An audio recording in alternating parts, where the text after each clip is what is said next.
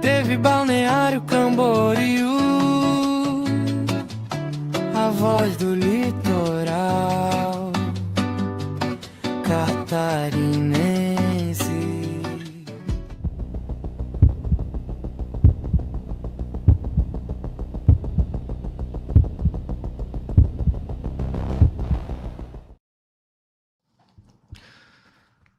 Tá sinusal? Então podemos começar.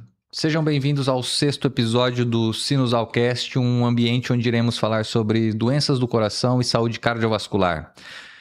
Hoje o tema é muito interessante e como estamos no inverno, eu trouxe aqui nada mais nada menos do que Pedro Olivo, um pneumologista, meu amigo, parceiro de consultório, para falar sobre o tema falta de ar, dispneia.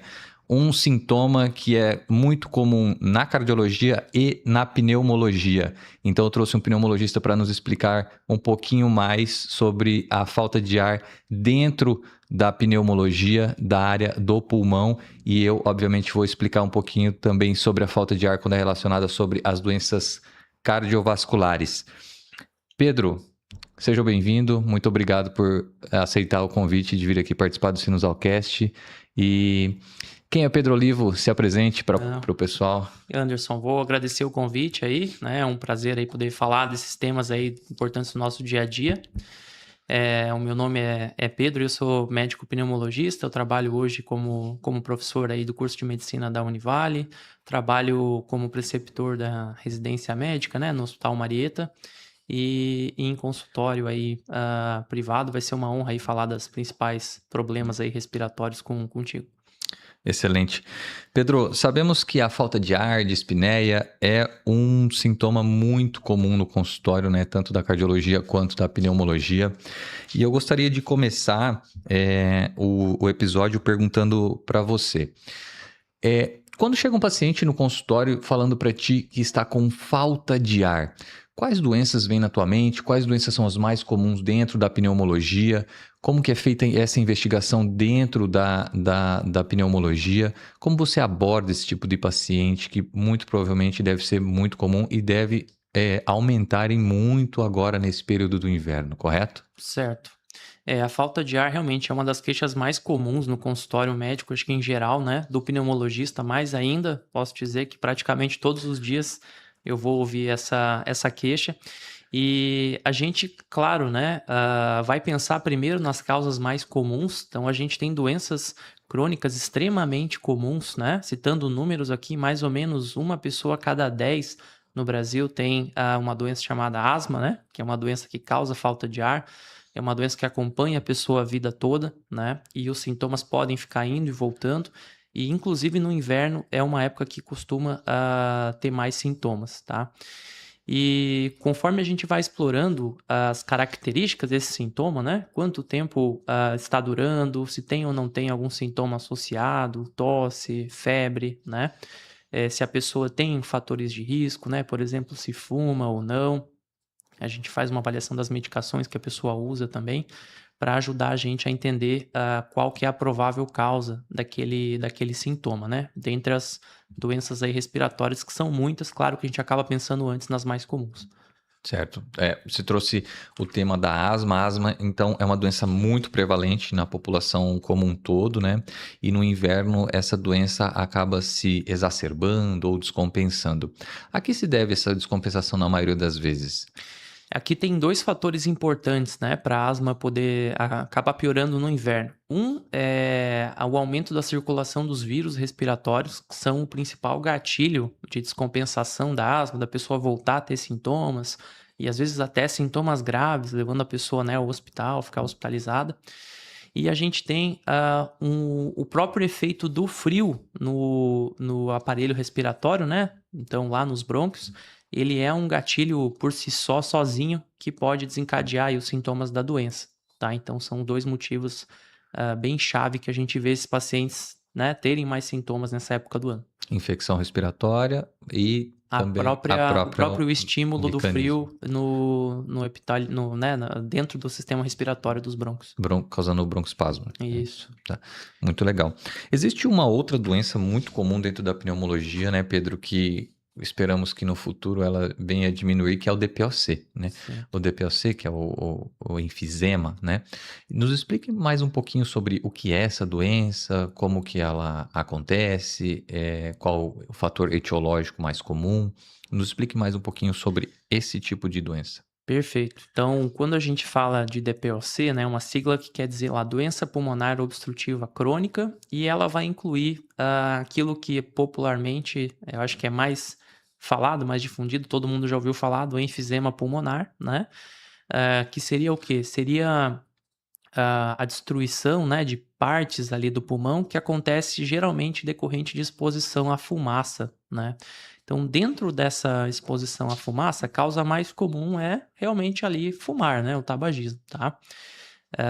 Mas tem outras causas também que podem causar doença, mesmo em quem nunca fumou, né? Então, a pessoa, quando ela tem exposição à fumaça, por exemplo, de queima de lenha, né? Isso inclui, por exemplo, fogão. A gente sabe que tem regiões, né, mais frias que têm esse hábito de usar o fogão a lenha. Um dado interessante, se a pessoa mora numa grande cidade que tem mais poluição, né, numa grande capital, a gente tem estudos mostrando que essa pessoa tem 3, 4, 5 vezes mais chance de ter DPOC que uma pessoa que mora numa cidade sem poluição. E é uma doença que geralmente vai acometer as pessoas a partir ali da quinta para sexta década de vida. Então, vamos dizer assim, né? Os sintomas começam a acontecer depois dos 45, 50 anos, daí para frente. E o principal sintoma realmente é a falta de ar ou cansaço para fazer as atividades, né? Esse que é o sintoma que a gente tem que pensar nessa doença num público, né, dessa idade que eu comentei, que tenha tido exposição à fumaça, né? Essa exposição geralmente ela tem que durar muitos anos, né? Então, pelo menos 10 anos, 15 anos para frente, para desenvolver a doença. E a pessoa, claro, tem que ter uma predisposição. Não é todo mundo que tem exposição à fumaça que vai ter essa doença. Interessante. Então não é só o tabagismo que causa essa doença, o enfisema, né? Pode ser uma exposição a qualquer tipo de fumaça, digamos assim. Já dentro do tabagismo, Pedro, quanto que essa pessoa tem que fumar para desenvolver esse tipo de doença? Existe um número? Como que é? Como que é feita essa suspeita? Perfeito. A gente não tem um número exato, né, cravado, vamos dizer, um número exato, mas a gente pode se pautar um pouco pelos critérios, por exemplo, dos estudos desse remédio para o diagnóstico, né? Então, quando eles vão estudar esses pacientes, geralmente eles colocam um critério mínimo para considerar que a pessoa pode ter a doença de mais ou menos 10 anos a pessoa tendo fumado um maço de cigarro por dia, né? Então a gente faz uma conta. Então seria, por exemplo, isso, 10 anos fumando um maço de cigarro por dia, 20 cigarros. Se a pessoa fuma 2 maços, por exemplo, por dia, 5 anos estariam suficiente e aí a conta, né, parte dessa lógica aí. Mas não existe um número, né, exatamente estrito para a gente falar de mínimo ou máximo para a doença, porque a gente tem um componente da predisposição genética também, né? Então, tem pessoas que vão fumar a mesma quantidade, vamos dizer 2 pessoas, uma pode ter uma doença muito mais grave que a outra, né? Então, tem outros fatores também que determinam ali a gravidade da doença. Interessante. Então a pessoa que fuma 5 anos 2 maços de cigarro por dia ou que fuma durante 10 anos um maço de cigarro por dia pode já desenvolver sim o DPOC ou enfisema, correto? Existe uma suspeita a partir daí. Perfeito, exatamente. E lembrar que essa doença começa a aparecer, né, depois dos 40 anos, 45 anos em diante. E às vezes alguns anos ainda se passam para começar os sintomas ficarem mais evidentes, que é o cansaço e a falta de ar, né? Muito bom, Pedro. E também dentro dessa doença, é uma doença crônica, assim como a asma que você falou anteriormente, é uma doença que descompensa mais durante o inverno, correto? E quais são as causas de descompensação? Elas seguem na mesma linha da asma? Como que acontece dentro Sim. dessa doença? Enquanto a asma ela pode acontecer por alguns outros motivos, né? Então, a asma ela é uma sensibilidade maior dos brônquios que a pessoa nasce, vamos dizer assim, resumindo bastante, né? É isso que significa a doença. Quando ela tem exposição a alguns fatores ali que podem desencadear isso. Então, a gente fala de outros fatores também, às vezes como o pólen lá das flores, então primavera é uma época ruim, geralmente pro asmático também, né? A gente já falou aqui de fumaça, já falou de infecção viral, então fumaça, poluição, pessoas fumando perto, né, do asmático, tudo isso é muito ruim. Às vezes até algum cheiro mais forte, um cheiro de perfume, é capaz de provocar os sintomas da asma. Então é um pouco mais variado os gatilhos. Já na DPOC, é muito mais comum que seja uma descompensação por infecção, né? Então, geralmente pode ser um quadro de vírus, pode ser um quadro aí de bactéria, um pouco mais comum até que na asma. E por isso que a gente vai comentar, né? Acho que mais para frente como tentar prevenir aí o que a gente pode fazer para prevenir essas crises, porque na DPOC essa crise ela é tão perigosa ou mais perigosa do que na asma, né? Então, a pessoa, quando ela tem uma crise que é caracterizada por piora dos sintomas, piora da falta de ar, tosse, secreção, a gente sabe que ela acaba perdendo um pouco de função do pulmão, né, função respiratória, para sempre, né? Então, mesmo que ela vai se recuperando da crise, ela volta um pouquinho mais fraca, vamos dizer, né, do que antes da crise. E a gente sabe que quanto mais crises a pessoa tem, aumenta a chance dela ter as próximas crises, né? Então a gente tem hoje uma tendência sempre a agir, fazer tratamentos, fazer estratégias para não começar a ter as crises, né? Porque a gente sabe que ela é muito ruim na trajetória aí da doença. Vamos seguir mais um pouquinho nessa linha, Pedro. Muito interessante. E quais são as estratégias para se evitar crises, tratamentos dentro do DPOC e enfisema? Dentro do DPOC, a gente tem a parte da medicação, né? Que é a medicação inalatória. Então, o pessoal conhece, né, popularmente aí como as bombinhas. A gente tem vários tipos diferentes de inaladores. Isso daí é uma das principais armas para a gente diminuir as crises. A gente tem a parte das vacinas, né? Então, as vacinas podem prevenir infecções lá de vírus, de bactéria, que são os causadores de muitas crises da DPOC, né? A gente tem a reabilitação cardiopulmonar, né? Então, exercícios de fisioterapia motora, fisioterapia respiratória. Isso acaba melhorando o condicionamento físico da pessoa, né? Acaba ajudando também a prevenir ali essas crises. E ainda hoje, né, no paciente com DPOC, o que faz mais diferença na vida dele, né, vamos dizer, para diminuir complicações, é ele se afastar do fator causal da doença, se afastar da fumaça, se fuma ainda, parar de fumar. A gente sabe que isso ainda é o que faz mais diferença na trajetória ali da doença, né? Então, isso é mais benéfico do que quando a gente compara, claro, né, os remédios. Parar de fumar é mais importante. Claro que a gente vai seguir, vai tratar o paciente, né?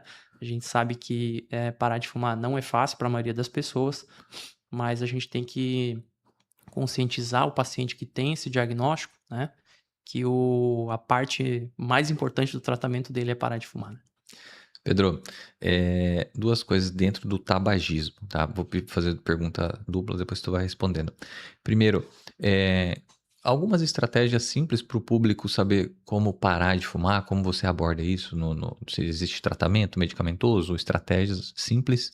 E outra, é seguro usar vape para parar de fumar? Essa estratégia é adequada?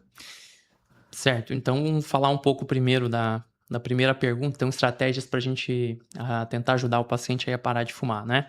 Então, falando um pouco ali do que é o tabagismo, né? A dependência ali do hábito, a gente tem que falar um pouco que ele é dividido em três pilares, assim, né? E isso, cada pessoa vai ser diferente. Por isso eu vou falar depois que o tratamento é diferente para cada pessoa, né?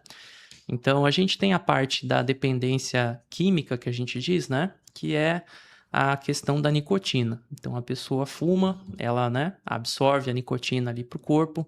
A nicotina gera uma sensação de bem-estar na pessoa e ela gera essa sensação, também vai gerar essa questão da dependência, né? Então, quando a pessoa fica sem a nicotina, ela sente lá as fissuras, que é uma vontade muito forte de fumar, né? Que dá de uma hora para outra. Geralmente dura pouco tempo também, mas é uma coisa que acaba fazendo a pessoa acabar fumando mais vezes dessa parte. Além disso, a gente tem a gente divide na dependência também, que a gente diz física, né? Então, o que seria isso? Isso está associado com hábitos repetitivos, né? Então, o nosso cérebro ele acaba desenvolvendo o quê? Costumes, né? Então, a gente tem muito disso no nosso dia a dia, né? Tem muitas coisas que a gente faz e nem pensa direito, vamos dizer, faz as coisas meio que no automático, vamos dizer assim, tá? Então, o fato de levar o cigarro para a boca, acender o cigarro, né? Colocar o cigarro dentro de uma rotina de outras coisas que você faz no dia a dia, Tomar um cafezinho. exatamente, tem muito disso. A pessoa geralmente tem aí os rituais, as sequências, né? Pode ser tomar o café, tomar chimarrão depois de almoçar, né? Então, esses comportamentos automáticos também é uma coisa que dá pra gente abordar muito, sabe? De uma forma de tratamento que eu vou comentar. E a terceira parte é a parte que a gente diz de a dependência ou a parte psicológica, né? Então, o que quer dizer isso?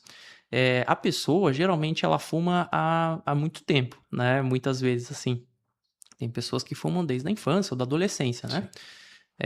Então, o cigarro, ele acaba sendo, na vida da pessoa, durante a vida da pessoa, uma companhia também. Uma companhia, um companheiro. Às vezes a pessoa está numa situação que ela está lá preocupada, ansiosa, né? Quem não tem preocupação, ansiedade, acho que todo mundo. E pode estar lá numa situação sozinha e ela tem um cigarro para estar junto com ela, sabe? Então, é uma coisa que ela é bem diferente para cada pessoa, é complexa. Existem medidas de tratamento para essas três coisas que eu falei, né? Então, a gente tem desde medicação, quanto, por exemplo, reposição de nicotina. Vocês já ouviram falar, né? Talvez de adesivos, de goma, de chiclete de nicotina.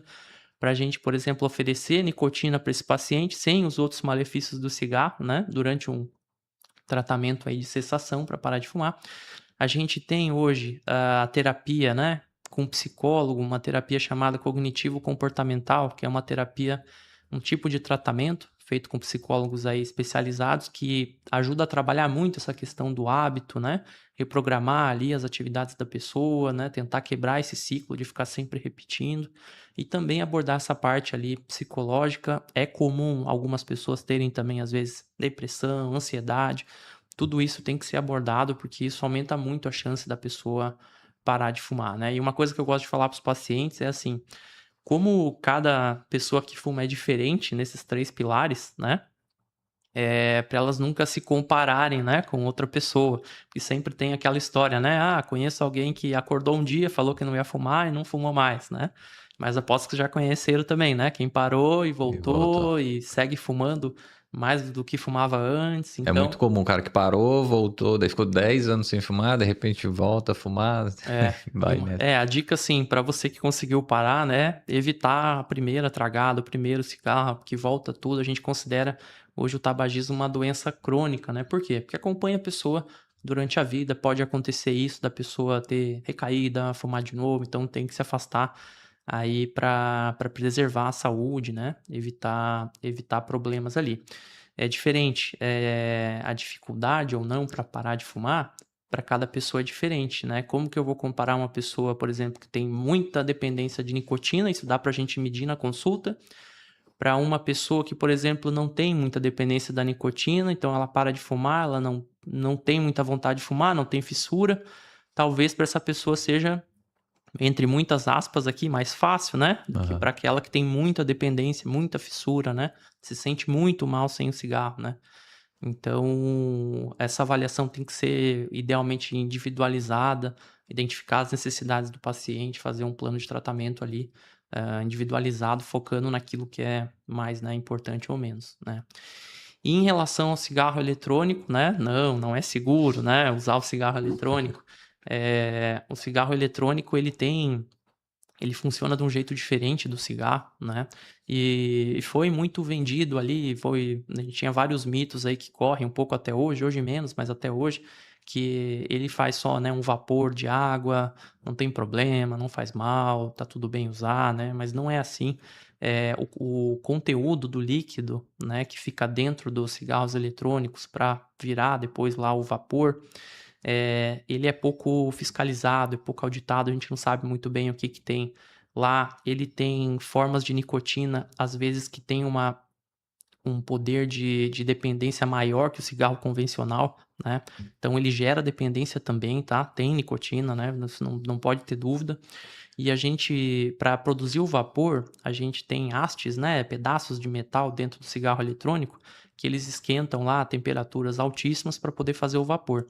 E esses metais que é produzido, né? Essas hastes, o material dessas hastes, a gente sabe que são comprovadamente já cancerígenos, né? Então, alguma dessa parte desse metal está aquecido lá a temperaturas altíssimas, com certeza está indo para dentro do corpo da pessoa. A gente sabe que isso é nocivo, né? E por último, eu acho que falando até junto com a DPOC, a gente tinha um pouco de dúvida.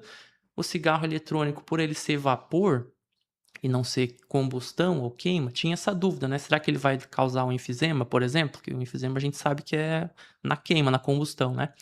E sim, né, tem estudos já mostrando que tem desenvolvimento de enfisema também em usuário de cigarro eletrônico, mesmo, né, sem fumar ali cigarro normal. Então, não é um tratamento, não é menos ruim. Você está se expondo a riscos, alguns parecidos com o cigarro, algumas questões, riscos até maior. Sabe uma curiosidade, Anderson, que eu gosto de falar para os pacientes mais jovens até? Muito bom. O cigarro eletrônico, ele está associado com uma chance de disfunção erétil o dobro do cigarro comum. Agora tu pegou a galera aí. Vamos parar de fumar. Então eu gosto de falar porque é uma coisa que, né, também não é muito divulgada, e até quando eu vi esse dado eu fiquei um pouco surpreso até, achei interessante, mas sempre a gente tem que repassar isso, principalmente porque às vezes é focado muito no público jovem, né?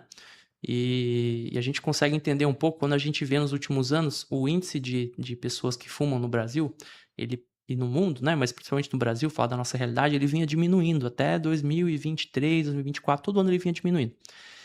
E nos últimos 2 anos, né? Depois de não sei quantos anos caindo, ele vem aumentando, né?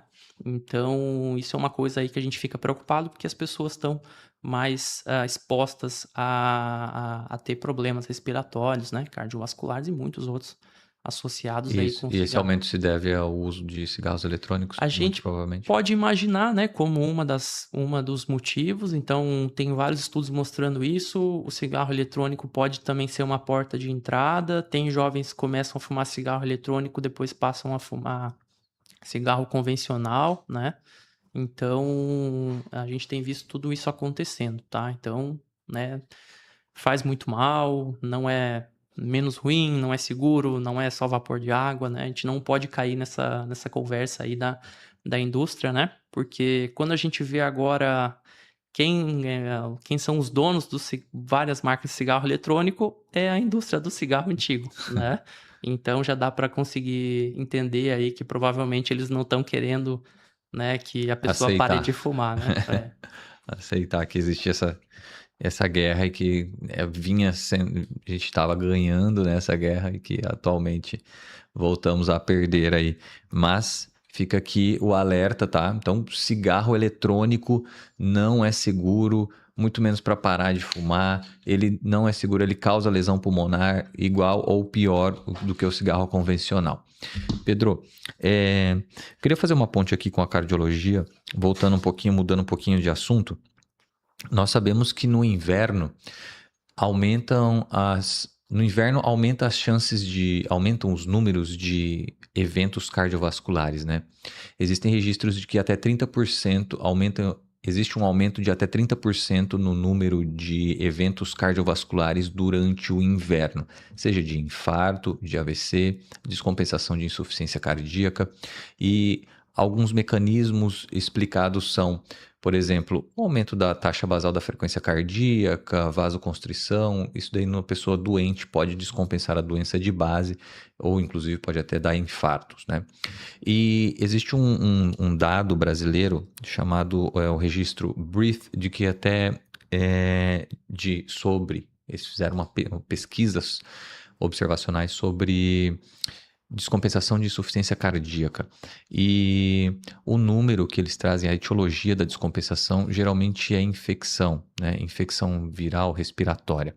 Esse número chega até 27%. Então, uma das maiores causas de descompensação de insuficiência cardíaca é por infecção das vias respiratórias, né? No inverno e esse período de inverno. Quais são as doenças de infecção da via respiratória mais comum, assim? Quais são os vírus mais comuns, que mais circulam e o que a gente poderia fazer para, de repente, evitar esse tipo de infecção? Perfeito. Então, quando a gente fala de vírus, a gente sabe que tem centenas, né? Literalmente tem mais de 100 tipos de vírus que podem acometer ali o sistema respiratório. Sempre lembramos dos vírus mais comuns que a gente acaba identificando, né? Que é o vírus da gripe, que é o influenza, né? Que é o nome do vírus da gripe.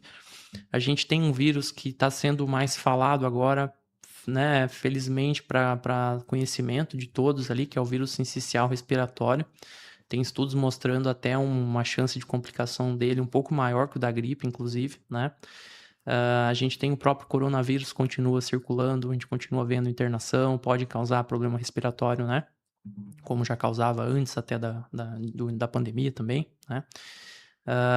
E também infecções aí por bactéria. Então, quando a gente vê as doenças mais, vamos dizer, que tem maior gravidade também, além desses vírus que eu falei, a própria infecção do pulmão mesmo, né? Que é conhecida aí como pneumonia, pode ser causada só por vírus, mas pode ser causado também por bactérias, né?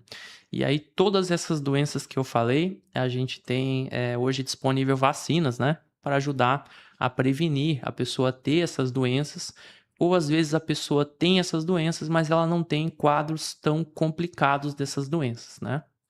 Que a gente fala de gripe, fala de pneumonia, né? Falei ali do vírus sincicial respiratório, essas doenças elas podem causar internação, né? E morte, né, pessoal? Então, não tem como a gente saber quando uma pessoa fica doente, né, no início, se vai ser um quadro leve ou se vai ser um quadro muito grave. E para destacar aqui, por exemplo, o vírus sincicial respiratório também é extremamente comum, pode dar complicações e hoje a gente não tem um tratamento ainda que é difundido para ele, né? Então é uma situação que pode ser bem complicada até para a equipe tratar essa pessoa lá no hospital, sabe? Então as vacinas elas acabam sendo muito interessantes, né? Então a gente tem a recomendação para os adultos, vamos colocar aqui acima de 50 anos, né? Independente até de ter comorbidades, pela recomendação brasileira e da Sociedade de Imunização, a gente ter vacinas em dia ali da gripe, né? Vacinas quando possível, quando disponível, fazer. Tem vacinas para o vírus sincicial respiratório também, a gente tem 2 opções hoje. Fazer a vacina que protege lá contra também o tétano e a coqueluche, né? Que dura 10 anos, também é uma vacina interessante. A vacina contra o herpes zoster, o cobreiro, a gente tem disponível hoje também. Também uma doença associada, né? A dor, pode dar alterações também de visão, a pessoa ter que ficar hospitalizada. É uma doença que pode acontecer várias vezes, né? Então pode causar também bastante problema. E temos vacina disponível também, né? Legal. Então a gente tem a população adulta imunocompetente e tem acima de 50, né, que também é orientado a vacinar anualmente, né, principalmente contra os vírus mais comuns que circulam mais, né, a gripe. Pedro, vou entrar num tema um pouquinho, né, o pessoal tem muita dúvida, que ficaram dúvidas, mas que é interessante, a gente tem que abordar um pouquinho. Coronavírus, na população doente e população não doente, a gente tem que vacinar? Como que está essa recomendação ainda hoje em dia? A recomendação ainda, né, do Ministério da Saúde, sim, é fazer vacinas aí para a população adulta, independente de doente, né, de ser só idoso, contra aí o coronavírus. O que a gente tem que ter em mente quando a gente fala de doenças virais, vírus, né, influenza, coronavírus e aí por diante, e pneumonia. Pessoas que têm mais de 60 anos, né? Pessoas que têm outras doenças, então tem doença cardíaca crônica, tem doença pulmonar crônica, tem doença renal, do fígado, doenças crônicas em geral, deixa a pessoa num grupo que a gente chama de risco, né? Então, o que é o grupo de risco? É um grupo que aumenta a chance da pessoa ter a doença, né? Ter gripe, ter pneumonia, mas também aumenta o risco da pessoa ter complicações, ter que ficar internado por causa disso, né? Acabar ali falecendo por causa disso, né? Então, são grupos que a gente tem que realmente redobrar a atenção, né? A gente fala de extremos de idade, né? Aqui a gente fala de crianças menor que 5 anos e idosos, adultos acima de 60 anos e pessoas que têm ali comorbidades, doenças crônicas, são grupos aí que precisam redobrar a atenção. E essas estão indicadas, então a vacina do Covid está indicada para essa população também. Perfeito, com certeza. Certo.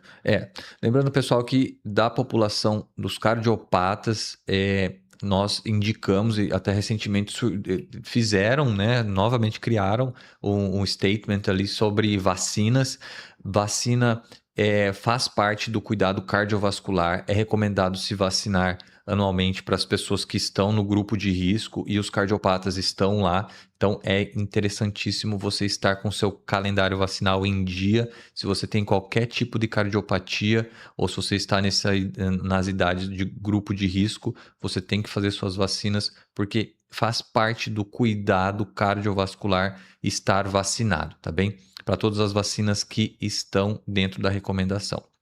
Eu acho que pegando para aproveitar aqui, essas doenças respiratórias, a gripe, a pneumonia, aquele lá, o DPOC que a gente falou, quando tem a crise dele, que é uma coisa interessante também, né? E aí o Anderson pode comentar também.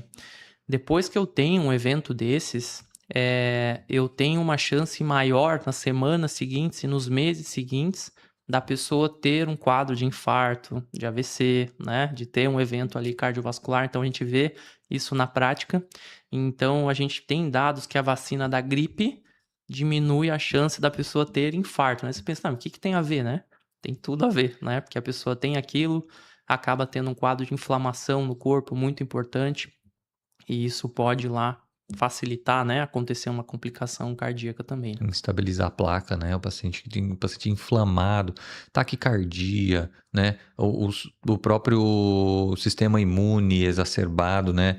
Você pode facilitar que uma placa gordurosa, por exemplo, que esteja na sua coronária, ela se instabilize e isso viria um infarto. Então, por isso que estar vacinado protege, porque se esse quadro for mais brando, você diminui as chances de acontecer esse tipo de evento.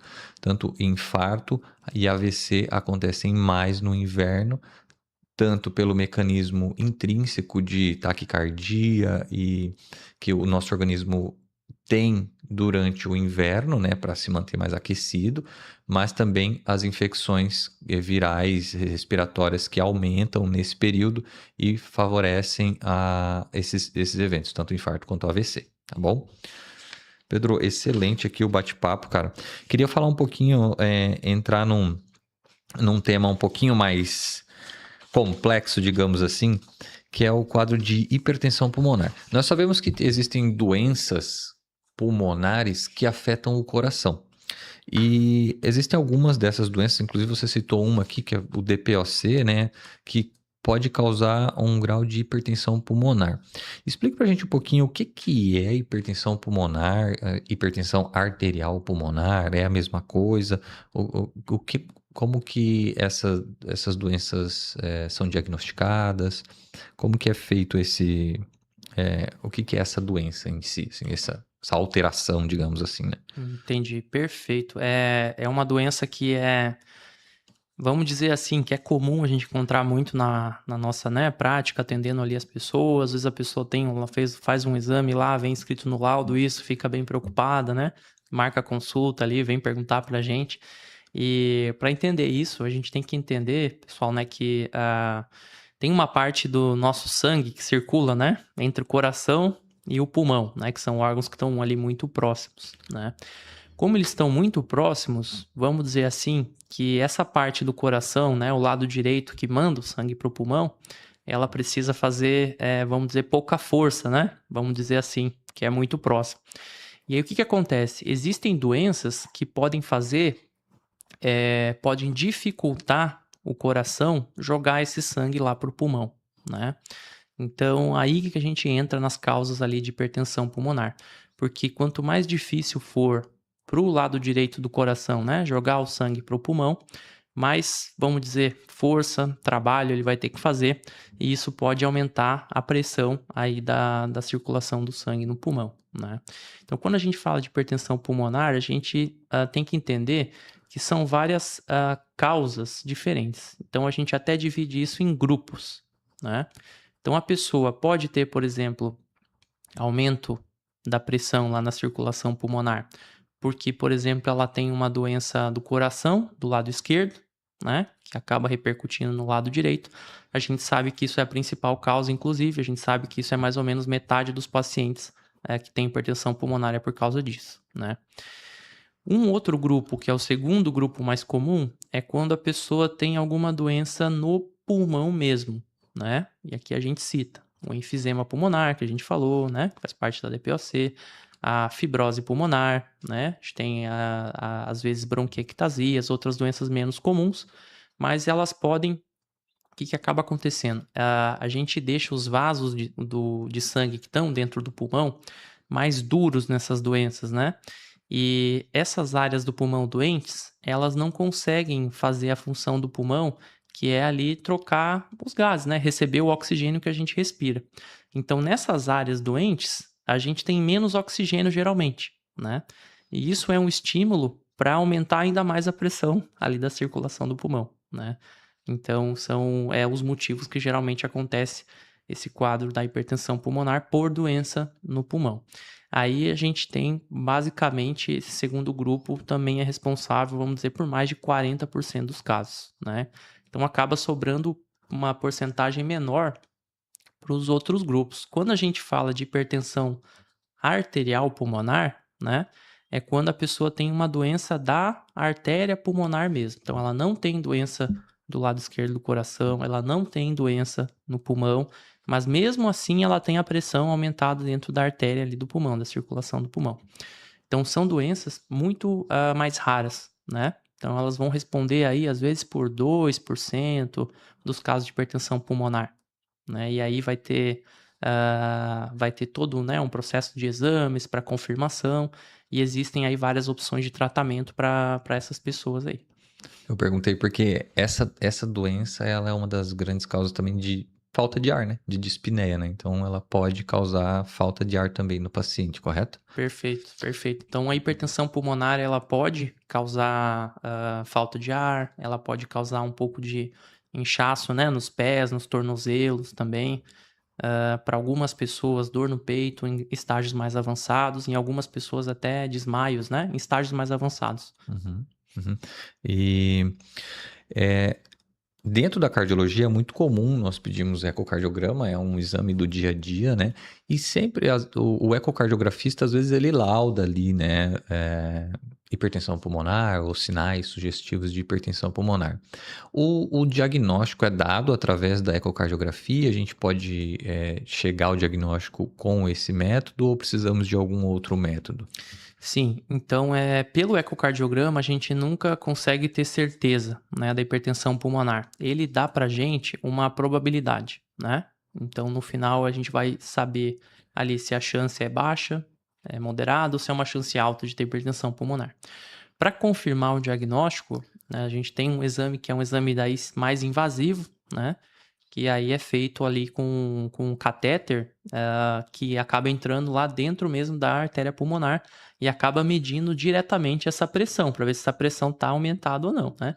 Se essa pressão tiver aumentada, aí eu vou ter certeza que é hipertensão pulmonar e eu já consigo dados também que me ajudam a diferenciar se eu tenho problema do lado esquerdo do coração ou não. Isso são dados extremamente importantes depois para o tratamento. Exatamente, né? Porque se o paciente chega com falta de ar, fazemos o ecocardiograma, tem sinais de hipertensão pulmonar, mas ele tem uma baita de uma insuficiência cardíaca esquerda, né? Provavelmente a causa dessa hipertensão pulmonar é da insuficiência cardíaca, né? E não uma outra etiologia mais rara, né? Digamos assim. Então, é um tema de interesse dentro da cardiologia, porque a gente vê muito esse dado no ecocardiograma, mas como você disse, a maioria dos casos acaba sendo ali de causas cardiopatas, né? Uma boa parcela dessa população vem da população que tem cardiopatia, né? O pós-capilar, né? Tem hipertensão pulmonar pós-capilar, né? De causa cardíaca. Quais doenças cardíacas pode causar hipertensão pulmonar? De longe é mais comum insuficiência cardíaca, né? tanto com fração de ejeção preservada quanto fração de ejeção reduzida, algumas valvopatias, valvopatia mitral, né? Então essas doenças elas acabam causando alguma consequência à progressão do sangue normal, de forma normal ali, né? E esse sangue acaba regurgitando, voltando para o pulmão, que está logo atrás, digamos assim, do lado esquerdo, né? Do lado direito está logo à frente, do lado esquerdo logo atrás. Então esse sangue voltando, não indo em direção à aorta, ele acaba aumentando a pressão pulmonar, causando edema pulmonar e às vezes até a hipertensão pulmonar.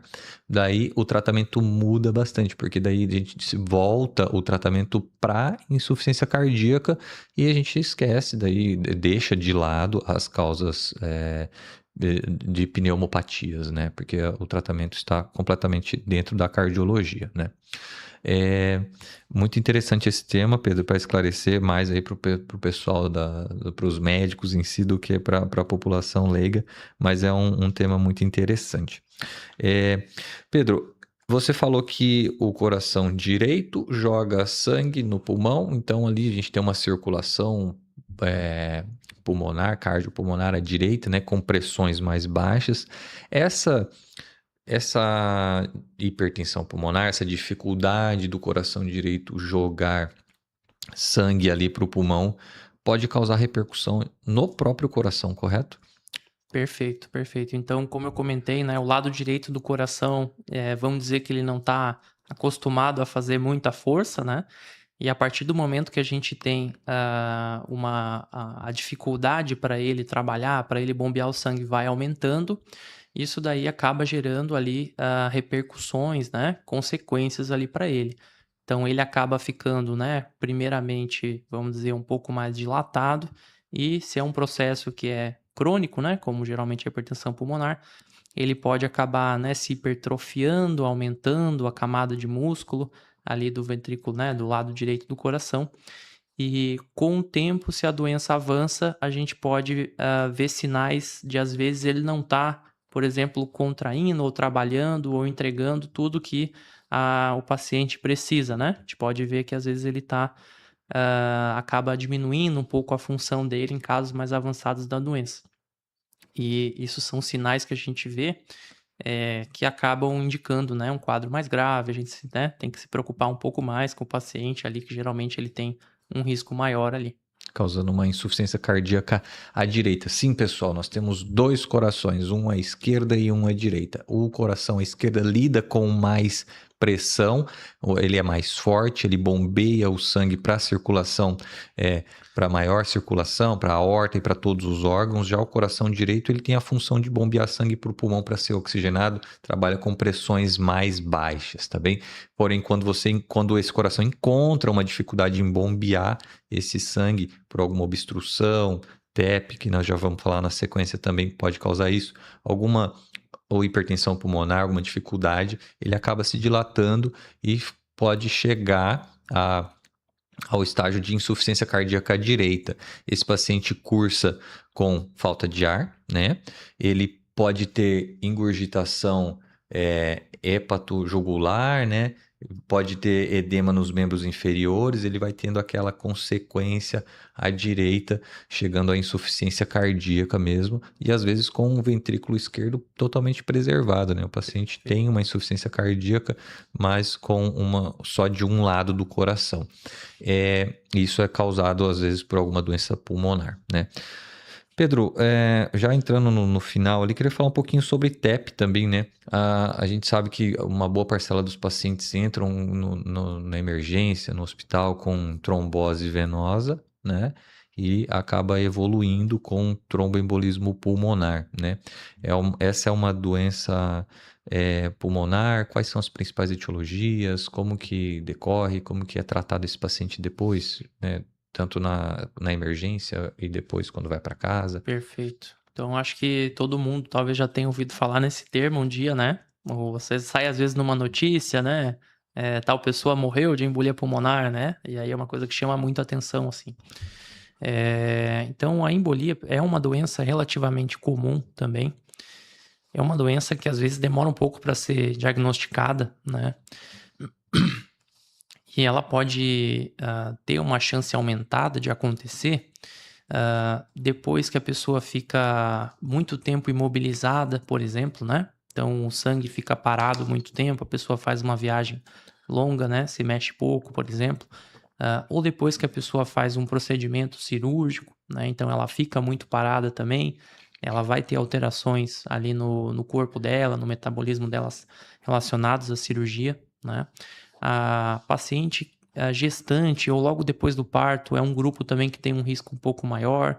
A gente sabe que alguns tipos de anticoncepcional também, quando eles são de um tipo determinado, pode aumentar um pouco o risco ali de ter a embolia também. Como que ela acontece? Geralmente, a embolia, ou quando a gente diz trombose, a gente quer dizer coágulo, né? A mesma coisa, eu gosto de falar isso porque as tromboses dá uma, né, fica mais difícil de entender. Excelente. Então, o sangue parado muito tempo, ele tem um risco maior de ficar coagulado. E esses coágulos, o mais comum é eles acontecerem lá nas coxas e nas pernas, né?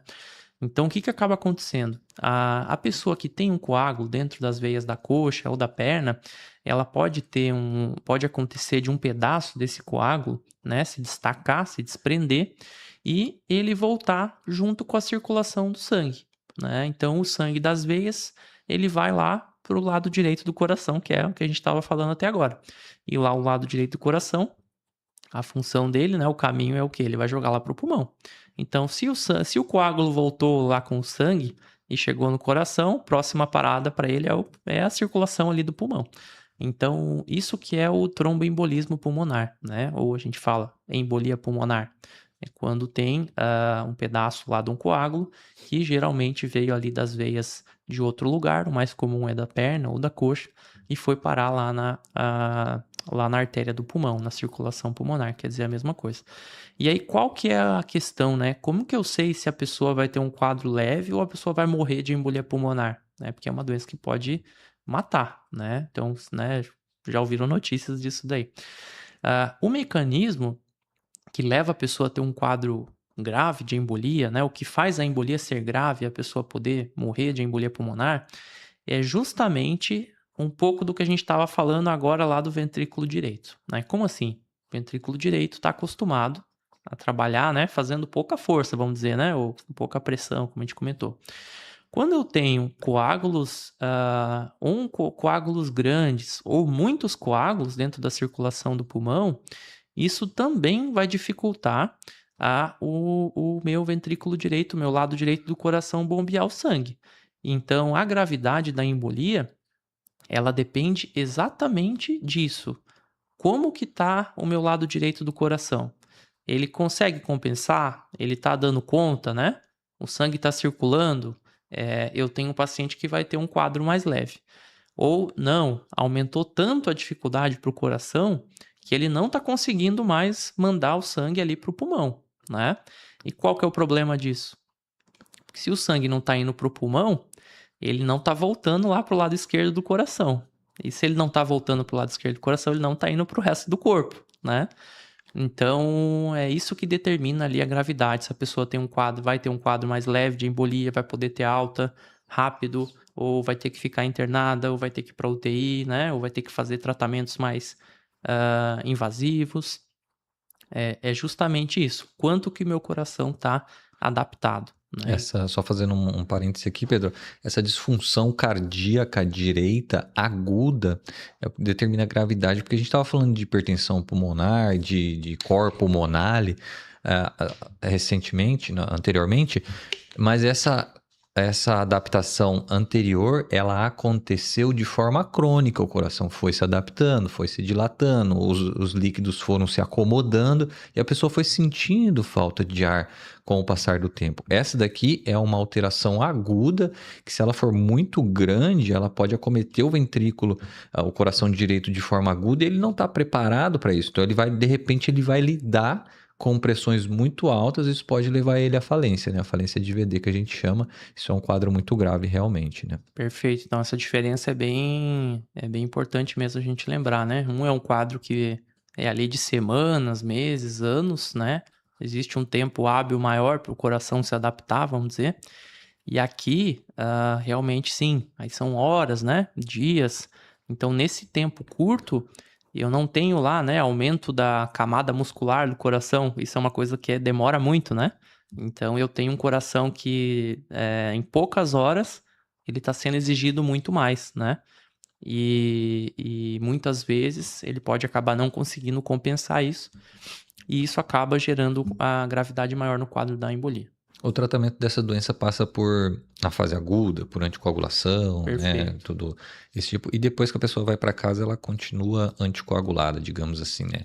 As etiologias vão ser buscadas, investigadas, né? Pode ser alguma doença hematológica ou uso de medicação, esteroide anabolizante. E depois ele vai para casa anticoagulado também. Como fica um pouco do tratamento? Então, resumindo o tratamento e depois o acompanhamento, que eu acho que é uma coisa interessante de falar para vocês, o tratamento ele é baseado num remédio chamado anticoagulante, né? Então, qual que é a ideia do tratamento? Porque às vezes tem uma ideia errada também. O anticoagulante, ele é um remédio que serve para a pessoa tomar, para ela não ter novos coágulos, tá?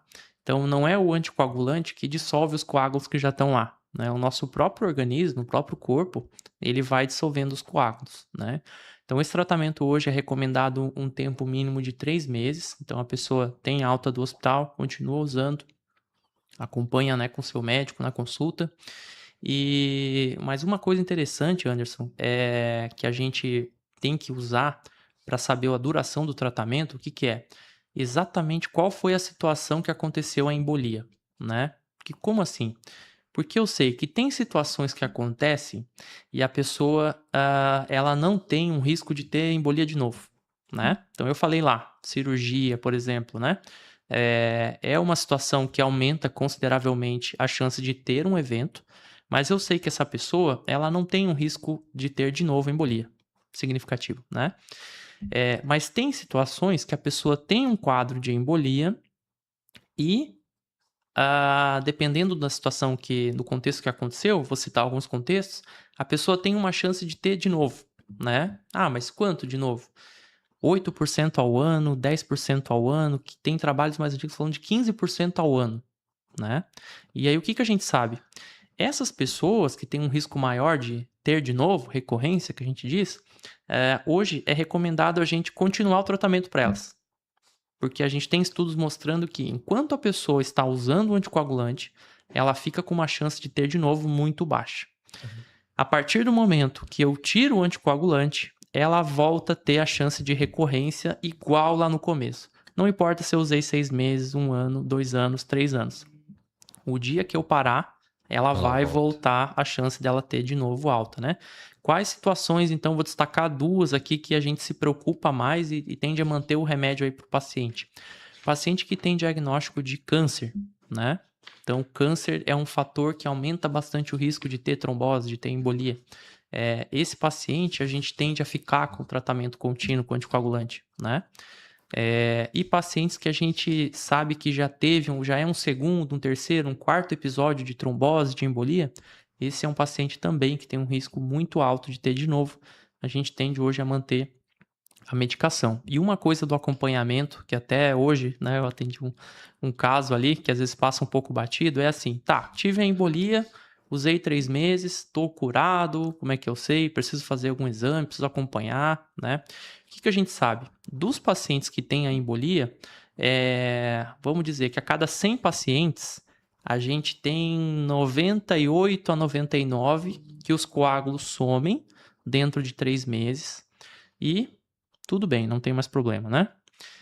Só que a gente sabe que entre 1 a 2, então 1 a 2%, pode desenvolver uma doença, né? Que a gente fala menos, mas estão lá, né? Os pacientes existem, estão por aí todo dia, que é o quadro da embolia crônica, né? Então, a embolia crônica, até a gente não falou, o que é? Os coágulos ficam lá depois de 3 meses de tratamento, com acompanhamento. E isso aqui, a embolia crônica, ela pode evoluir com o tempo para ser um quadro que a gente comentou de hipertensão pulmonar, né? Então, ela é uma classe Uma das causas, né? uma das causas de hipertensão pulmonar, e esse paciente tem um tratamento que ele é diferente, né? Então, quando que a gente tem que suspeitar disso? A pessoa teve a embolia, passou lá 4, 5, 6 meses, a pessoa começa a cansar para fazer exercício físico, ela começa a ficar mais cansada, ela não tinha isso antes, né? pode ser aí que teve o quadro de embolia crônica, a gente tem que ir atrás para fazer o diagnóstico e o tratamento. Excelente, Pedro, excelente. Já indo fazer um bate-bola aqui contigo, Pedro, umas perguntas mais rápidas para a gente já ir para a finaleira. Pedro, toda falta de ar precisa de tomografia? Não, né? A tomografia ele é um exame extremamente detalhado do pulmão, né? Ajuda muito a gente em algumas situações, mas a necessidade disso vai estar relacionado para as principais doenças que a gente está achando e nem todas as doenças respiratórias a gente precisa da tomografia para fazer o diagnóstico. Excelente. A asma tem cura? A asma não tem cura, então é uma doença lá extremamente comum, não tem cura, mas hoje a gente tem muitas opções de tratamento que deixam a pessoa em remissão, né? O que é remissão? A pessoa não tem nenhum sintoma, ela pode ter ali uma vida normal. Então eu vou citar uma coisa que eu gosto de citar também nas consultas. A gente tem, por exemplo, atletas famosos que têm asma, né? Então a gente tem, por exemplo, no Brasil lá o César Cielo, que era da natação, tem asma. A gente tem o David Beckham, um jogador, né, da Inglaterra, tem asma também. A gente tem o Noah Lyles, que é um atleta do atletismo, que está batendo os recordes do Usain Bolt lá, e ele tem asma também, né? Então eu gosto de falar isso para mostrar que a pessoa pode ter uma vida normal aí, como quem não tem asma. Excelente. A gente já respondeu essa. Cigarro eletrônico é seguro para o pulmão e para o coração? Já falou ali que não, né? Explicamos aí que na verdade aí tá cheio de riscos e não faz bem para a saúde de jeito nenhum, né? Última pergunta. Quando a falta de ar exige pronto atendimento?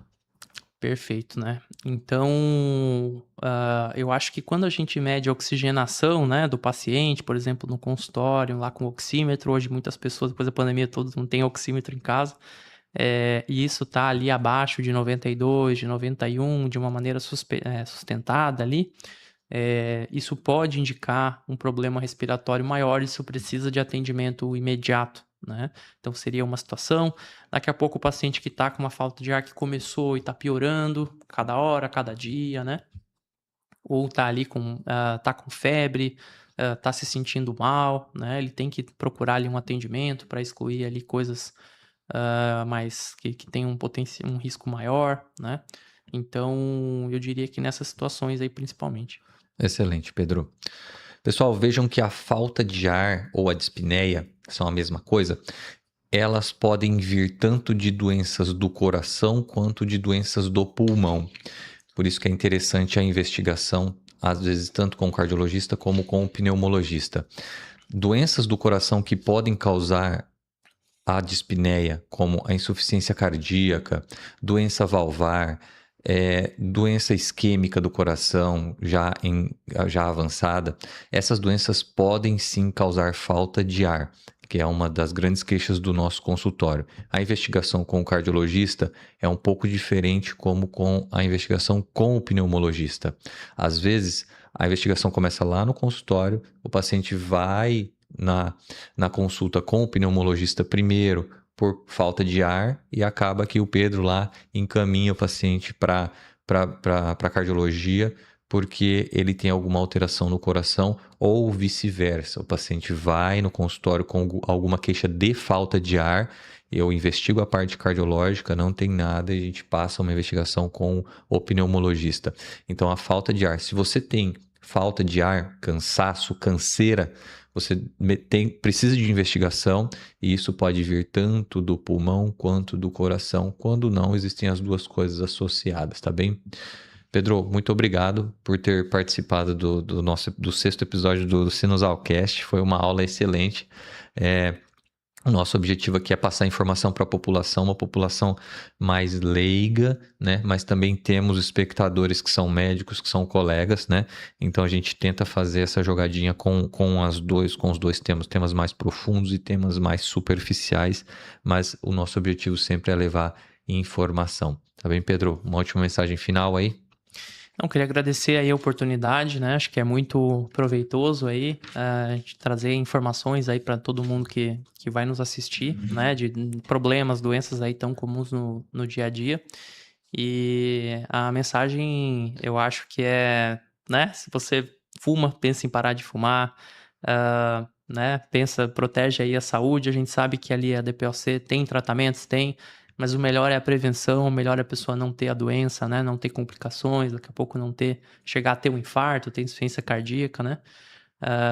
Pensar muito nisso, lembrar das vacinas, lembrar de ter hábitos saudáveis, né? Então, a gente precisa se alimentar bem, a gente precisa ter uma rotina boa de sono, a gente tem que minimizar ao máximo bebida alcoólica, que faz mal para a saúde, né? Então, praticar atividade física, como a gente comentou, porque isso é muito importante, né? Às vezes a pessoa já está doente, então a situação é mais complicada, né? Acho que tem muita gente que está doente que hoje poderia estar pensando, né? Poxa, se talvez eu não tivesse fumado, se talvez eu não tivesse feito isso, aquilo, né? A vida tivesse mais fácil, mas a gente está à disposição para atender todo mundo aí, grande tá? trabalho que a gente faz no consultório, né, é de pegar essas pessoas que já estão doentes, recuperar o máximo que a gente consegue e devolver para elas a tirar o sintoma da falta de ar, às vezes fazer um pouco de atividade física, recuperar ela, reabilitar, reabilitação cardíaca, pulmonar, né, para que essa pessoa volte a ter uma vida minimamente normal, né, digamos assim. Claro, a gente está sempre com o objetivo aí né, de melhorar a qualidade de vida o máximo que seja possível. Excelente, Pedro. Muito obrigado. Tá sinusal? Então, podemos continuar.